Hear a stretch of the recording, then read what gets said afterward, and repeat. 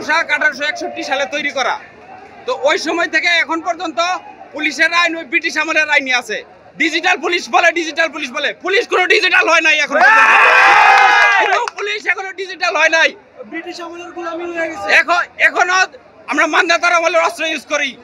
বাইরের দেশের পুলিশের মতো কথা বলে, বাইরের দেশের সার্ভিসের কথা বলে পাবলিকেরা, দিনে রাতে ডিউটি করায়।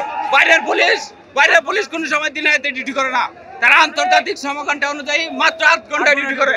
অবশ্যই আমাদের বাংলাদেশ পুলিশ বাহিনীতে আমাদের রাজনৈতিক প্রভাবটা বেশি চলে। রাজনৈতিক প্রভাবের কারণে আজকে আমাদের এই করুণ অবস্থা।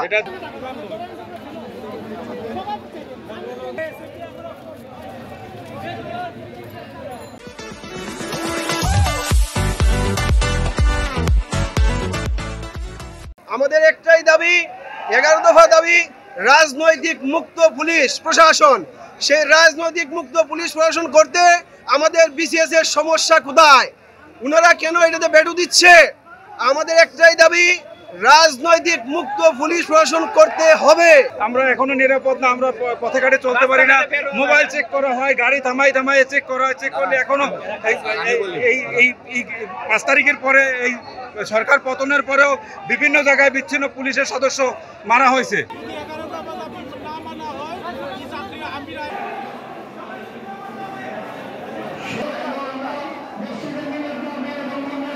আমরা যে দাবিগুলো আছে এগুলো আমরা সত্য আগে মানে মানা লাগবে। এই পুলিশ হাসপাতালও প্রায় মাসের পর মাস যায়, আমরা গেলে খালি নাফা এক্সট্রা দে, গ্যাস্ট্রিকের ঔষধ দে। যত বিসিএস অফিসার আছে হাতে যখন যাইব ব্যাগ বড়ি তারা লইয়া যায় তারা ঔষধ। অথচ আমরা দিনের পর দিন মাসের পর মাস আমরা যাই, আমরা খালি নাফা এক্সট্রা দেয় আমরা রে। অথচ প্রত্যেকটা কনস্টেবলের নামে অনেক টাকা বরাদ্দ থাকে, প্রতিটা মাসে 5 থেকে 8,000 টাকার মতো থাকে সরকারি বাজেট, কিন্তু আমরা পাই না। আমরা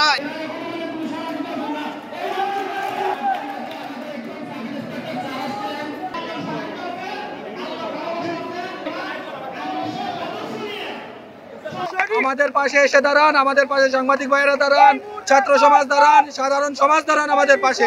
আমরাও নিগৃহীত, আমরাও তাদের শোষণের শিকার হয়েছি যেভাবে আপনারা শোষণের শিকার হয়েছেন।